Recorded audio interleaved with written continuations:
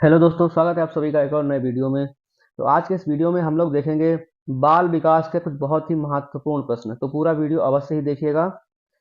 तो चलिए शुरू करते हैं। पहला प्रश्न है, बाल विकास की परिभाषा में निम्न में से कौन सा तत्व सबसे अधिक महत्वपूर्ण माना जाता है? तो इस प्रश्न का राइट आंसर हो जाएगा ऑप्शन बी, निरंतर और क्रमिक परिवर्तन। ऑप्शन बी सही उत्तर हो जाएगा। ठीक है, अब आगे बढ़ेंगे और प्रश्न संख्या 2 देखते हैं। प्रश्न 2 है, विकास के कौन से चरण में बच्चे परमानेंटल ऑब्जेक्ट कॉन्सेप्ट समझना शुरू करते हैं पियाजे के अनुसार? तो इस प्रश्न का राइट आंसर है संवेदी जांची। ऑप्शन ए सही हो जाएगा। ठीक। अब अगला प्रश्न देखते हैं। पियाजे के अनुसार समान संस्कृति के भीतर बच्चों का विकास किस रूप में होता है? तो इस प्रश्न का राइट आंसर हो जाएगा ऑप्शन बी, संरचनात्मक असंतुलन और संतुलन से। ऑप्शन बी सही हो जाएगा। अगला प्रश्न है, वेगोत्स्की की zone of proximal development ZPD का अर्थ क्या है? तो इसका राइट आंसर है ऑप्शन बी, बच्चे की वह क्षमता जो सहयोग मार्गदर्शन से विकसित हो सकती है। ऑप्शन बी सही हो जाएगा। ठीक है, आगे बढ़ेंगे। अगला प्रश्न है, कॉलबर्ग के नैतिक विकास के किस चरण में व्यक्ति नियमों का औपचारिक पालन करता है ताकि सामाजिक स्वीकृति मिले? तो इस प्रश्न का राइट आंसर है ऑप्शन बी, पारंपरिक चरण। ऑप्शन बी सही हो जाएगा। आगे बढ़ेंगे। अगला प्रश्न है, एरिक्सन के अनुसार विश्वास बनाम अविश्वास संघर्ष किस आयु वर्ग में मुख्य है? तो इसका राइट आंसर हो जाएगा बचपन। ऑप्शन बी सही हो जाएगा। ऑप्शन बी सही है। तो अब अगला प्रश्न है, बी एफ स्किनर ने कौन सा सिद्धांत प्रतिपादित किया? तो इस प्रश्न का राइट आंसर हो जाएगा ऑपरेंट कंडीशनिंग। ऑप्शन बी सही हो जाएगा। री पर आधारित। ऑप्शन बी सही हो जाएगा। ठीक है, आगे बढ़ेंगे। अगला प्रश्न है, अनुबंधन सिद्धांत का प्रमुख प्रवर्तक कौन माना जाता है? तो इसका राइट आंसर हो जाएगा जॉन बॉल्बी। ऑप्शन सी सही हो जाएगा। ठीक है, अब आगे बढ़ेंगे। अगला प्रश्न है, बाल विकास में नैसर्गिकता बनाम वातावरण तर्क में कौन सा कथन सही है? तो इस प्रश्न का राइट आंसर हो जाएगा दोनों परस्पर क्रिया करते हैं। ऑप्शन सी सही हो जाएगा। अब आगे बढ़ेंगे। अगला प्रश्न है, संवेदनशील अवधि का अर्थ है? तो इसका राइट आंसर हो जाएगा ऑप्शन बी, वह अवधि जब किसी गुण का विकास सबसे अधिक प्रभावशील होता है परंतु पूर्णतः अनिवार्य नहीं है। ठीक है, ऑप्शन बी सही उत्तर हो जाएगा। अब आगे बढ़ते हैं। अगला प्रश्न देखते हैं, पियाजे के पूर्व आपेक्षिक चरण की प्रमुख विशेषता कौन सी है? तो इसका राइट आंसर हो जाएगा सांकेतिक सोच और संकेंद्रण। ऑप्शन बी सही उत्तर हो जाएगा। ठीक है, अब आगे बढ़ेंगे। अगला प्रश्न है, वेगोस्की के अनुसार भाषा का सबसे महत्वपूर्ण मनोवैज्ञानिक कार्य क्या है? तो इस प्रश्न का राइट आंसर हो जाएगा सोच का प्राथमिक उपकरण। ऑप्शन बी सही हो जाएगा। तो अब अगला प्रश्न है, कॉलबर्ग के मॉडल में हेनरी ने किस प्रकार के तर्क को बढ़ावा दिया? तो इस प्रश्न का राइट आंसर हो जाएगा नैतिक तर्कों का विकास स्तरों के अनुसार वर्णन। ऑप्शन सी सही उत्तर हो जाएगा। तो ठीक है, अब आगे बढ़ेंगे। अगला प्रश्न देखेंगे, एरिक्सन के 8 चरणों में पहचान बनाम भूमिका भ्रम किस अवस्था से संबंधित है? तो इस प्रश्न का राइट आंसर हो जाएगा किशोरावस्था। ऑप्शन बी सही हो जाएगा। तो अब अगला प्रश्न है, सीखने में रीइंफोर्समेंट का सबसे प्रभावी प्रकार कौन सा माना जाता है स्किनर के संदर्भ में? तो इस प्रश्न का राइट आंसर हो जाएगा पॉजिटिव रीइंफोर्समेंट। ऑप्शन बी सही उत्तर हो जाएगा। अब आगे बढ़ेंगे और अगला प्रश्न देखेंगे, बालों की व्यक्तिगत भिन्नताओं को मापने के लिए कौन सा उपकरण सामान्यतः उपयोग होता है? तो इस प्रश्न का राइट आंसर हो जाएगा ऑप्शन ए, न केवल आईक्यू टेस्ट बल्कि बहुमापी आकलन। ऑप्शन ए सही उत्तर हो जाएगा। अब आगे बढ़ेंगे। अगला प्रश्न देखेंगे, विकास की दिशा से क्या अभिप्राय है? तो इस प्रश्न का राइट आंसर हो जाएगा ऑप्शन बी, सिर से लेकर पैर की ओर तथा सामान्यीकृत से स्थानीय की ओर। ऑप्शन बी सही हो जाएगा। ठीक है, अब आगे बढ़ेंगे और अगला प्रश्न देखेंगे। संज्ञानात्मक विसंगति किस सिद्धांत में केंद्रित अवधारणा है? तो इसका राइट आंसर हो जाएगा पियाजे की प्रक्रिया से। ऑप्शन बी सही हो जाएगा। अब आगे बढ़ेंगे, अगला प्रश्न है बच्चे की भावनात्मक आवश्यकता का सबसे प्राथमिक स्रोत कौन सा है? तो इसका राइट आंसर हो जाएगा ऑप्शन बी परिवार देखभालकर्ता का सुरक्षित संपर्क। ऑप्शन बी सही उत्तर हो जाएगा इसका। अब अगला देखते हैं प्रश्न, प्राथमिक अनुबंधन बच्चे में कौन सी विशेषता दिखती है? तो उसका राइट आंसर हो जाएगा ऑप्शन बी सुरक्षित आधार का उपयोग करके अन्वेषण करना और देखभालकर्ता पर भरोसा। ऑप्शन बी सही उत्तर हो जाएगा। ठीक है, अब आगे बढ़ेंगे, अगला प्रश्न है बाल विकास में माइलस्टोन का उपयोग किस लिए किया जाता है? तो इसका राइट आंसर हो जाएगा ऑप्शन बी विकास का क्रमिक आकलन और संभावित देरी की पहचान के लिए। ऑप्शन बी सही उत्तर हो जाएगा। तो अब अगला प्रश्न देखते हैं, पर्यावरण के प्रभाव में प्रत्यक्ष प्रभाव किसका होता है? तो इसका राइट आंसर हो जाएगा माता पिता की परवरिश, पोषण, स्कूल। ऑप्शन बी सही हो जाएगा, इनका प्रत्यक्ष प्रभाव पड़ता है। ठीक है, अब अगला प्रश्न देखते हैं, अनुकूल अधिगम वातावरण के निर्माण में निम्न में से कौन सा घटक सबसे कम महत्वपूर्ण है? तो इस प्रश्न का राइट आंसर हो जाएगा डर और दंड की अधिकता। ऑप्शन सी सही हो जाएगा। अब आगे बढ़ेंगे, अगला प्रश्न है त्रुटि विश्लेषण का उद्देश्य है, इसका क्या उद्देश्य है? तो इसका राइट आंसर हो जाएगा गलतियों के स्रोत और सोच प्रक्रिया को समझना ताकि शिक्षा सुधारी जा सके। ऑप्शन बी यहाँ पे सही उत्तर है। अब अगला प्रश्न है शिक्षण सीखना प्रक्रिया में प्रश्नोत्तर विधि का प्रमुख लाभ क्या है? तो इसका राइट आंसर हो जाएगा सक्रिय सोच, विचार विनिमय और मूल्यांकन कौशल को उत्तेजित करना। ऑप्शन बी सही उत्तर हो जाएगा। ठीक है, अब आगे बढ़ेंगे, अगला प्रश्न है सहकारी अधिगम का मुख्य लाभ लक्ष्य क्या है? इसका मुख्य लक्ष्य क्या है? तो इसका राइट आंसर हो जाएगा ऑप्शन बी पारस्परिक सहायता, सामाजिक कौशल, सहयोग के माध्यम से सीखना। ऑप्शन बी सही उत्तर हो जाएगा। अब अगला प्रश्न देखते हैं सतत एवं समग्र मूल्यांकन सीसीई का प्रमुख सार क्या है?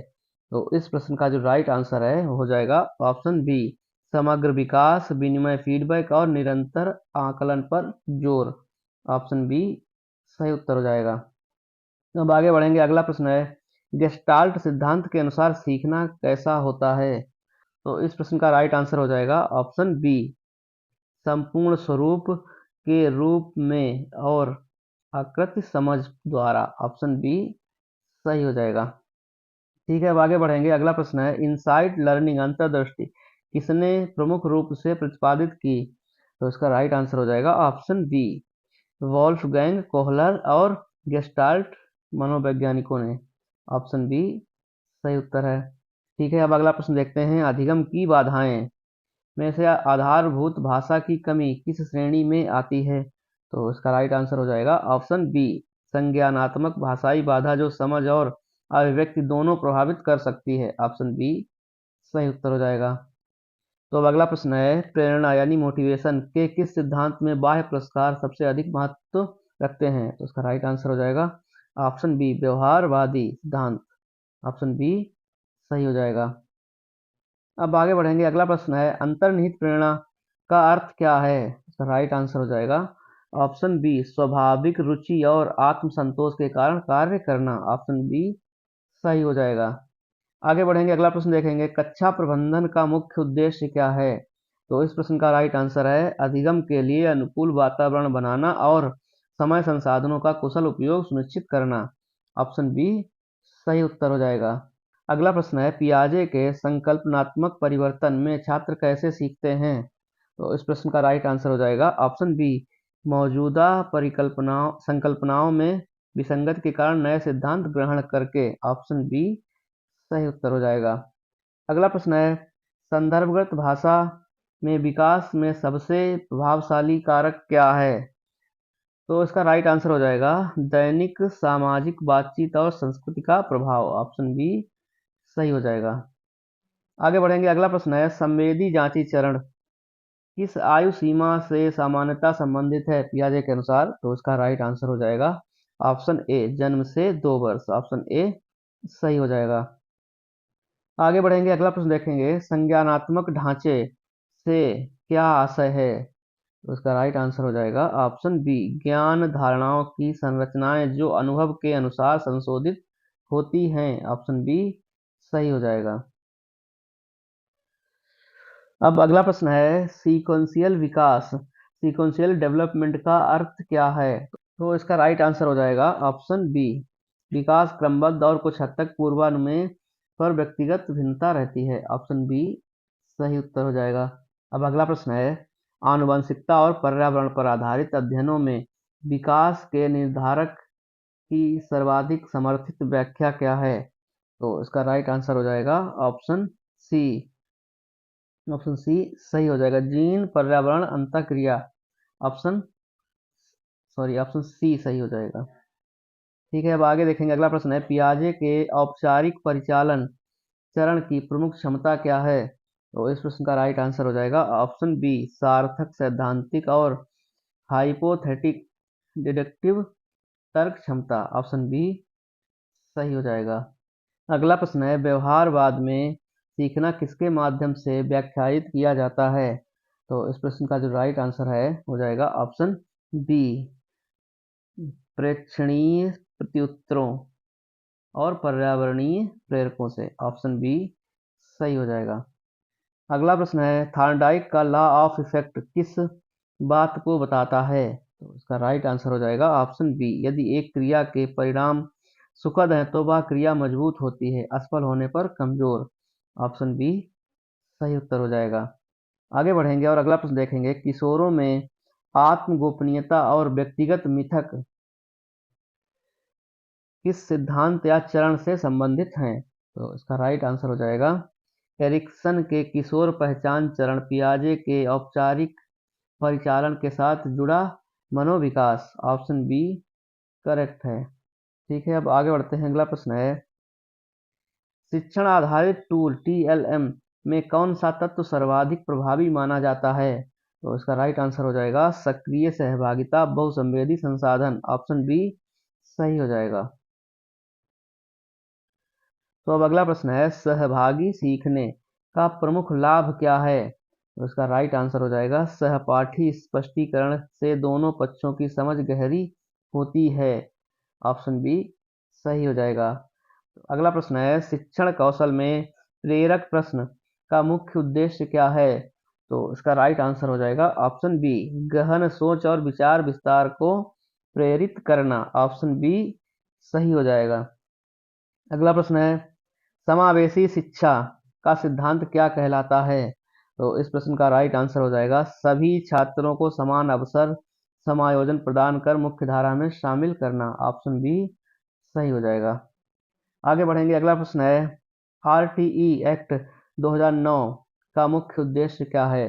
तो इसका राइट आंसर हो जाएगा 6 से 14 वर्ष के बच्चों को के लिए मुफ्त और अनिवार्य शिक्षा सुनिश्चित करना, ऑप्शन बी सही उत्तर हो जाएगा। आगे बढ़ेंगे, अगला प्रश्न है, एनईपी 2020 के अनुसार बाल शिक्षा में किस पहलू पर विशेष जोर दिया गया है? तो इस प्रश्न का राइट आंसर हो जाएगा ऑप्शन बी बहुआयामी कौशल बहुभाषी शिक्षा और समावेशन पर, ऑप्शन बी सही हो जाएगा। अब अगला प्रश्न है, मूल्यांकन के प्रकार में फॉर्मेटिव असेसमेंट किस काम आता है? तो इसका राइट आंसर हो जाएगा शिक्षण के दौरान फीडबैक प्रदान कर सीखने में सुधार करने के लिए, ऑप्शन बी सही हो जाएगा। अगला प्रश्न देखते हैं, शिक्षण में उद्देश्यों को लिखते समय स्मार्ट मानदंड में आर का अर्थ क्या है? तो इसका राइट आंसर हो जाएगा ऑप्शन ए रियलिस्टिक यथार्थवादी, ऑप्शन ए सही उत्तर है। ठीक है, अब आगे बढ़ेंगे, अगला प्रश्न है, बाल केंद्रित शिक्षा का मुख्य सिद्धांत क्या है? तो इसका राइट आंसर हो जाएगा ऑप्शन बी बच्चे में अभिरुचि आवश्यकता विकास स्तर के अनुरूप सीखना डिजाइन करना, ऑप्शन बी सही उत्तर हो जाएगा। अब अगला प्रश्न देखते हैं, बालों की रुचियां मापने के लिए सर्वश्रेष्ठ तरीका कौन सा है? तो इसका राइट आंसर हो जाएगा ऑप्शन बी बहुआयामी अवलोकन प्रश्नावली गतिविधि आधारित आकलन, ऑप्शन बी सही उत्तर हो जाएगा। अगला प्रश्न है, नैतिक शिक्षा विद्यालय में किस प्रकार सबसे प्रभावी ढंग से दी जा सकती है? तो इसका राइट आंसर हो जाएगा ऑप्शन बी, क्रियात्मक अनुभव, चर्चा, भूमिका, नाटक, प्रत्यक्ष उदाहरणों के द्वारा। ऑप्शन बी सही उत्तर हो जाएगा। अब आगे बढ़ेंगे। अगला प्रश्न है, सीक्वेंसिंग का शैक्षिक महत्व क्या है? तो इसका राइट आंसर हो जाएगा ऑप्शन बी, अवधारणाओं को तर्क संगत और क्रमबद्ध तरीके से प्रस्तुत कर सीखने को सुविधाजनक बनाना। ऑप्शन बी सही उत्तर हो जाएगा। ठीक है, आगे बढ़ेंगे। अगला प्रश्न है, कठोर दंड के बारे में व्यवहारवादी शोध क्या सुझाते हैं? तो इस प्रश्न का राइट आंसर हो जाएगा, यह व्यवहार को अस्थायी रूप से रोक सकता है, लेकिन वैकल्पिक शिक्षण और सकारात्मक प्रवर्धन अधिक प्रभावी है। ऑप्शन बी सही हो जाएगा। ठीक है, अब आगे बढ़ेंगे। अगला प्रश्न देखेंगे, बालों की भावनात्मक विकास में भावनात्मक नियमन किस आयु में प्रमुखता से विकसित होता है? तो इसका राइट आंसर हो जाएगा ऑप्शन बी, शैशव और प्रारंभिक बाल्यावस्था 0 से 5 वर्ष में धीरे धीरे विकसित और परिपक्व होता है। ऑप्शन बी सही उत्तर हो जाएगा। ठीक है, आगे बढ़ते हैं। अगला प्रश्न है, मल्टीपल इंटेलिजेंस सिद्धांत के अनुसार बच्चों में किस प्रकार की विविधता को मान्यता मिलती है? तो इसका आंसर हो जाएगा भाषाई, तर्कसंगत, संगीतात्मक, शारीरिक, नृत्यात्मक, सामाजिक इत्यादि विभिन्न बुद्धियों का अस्तित्व। ऑप्शन बी सही हो जाएगा।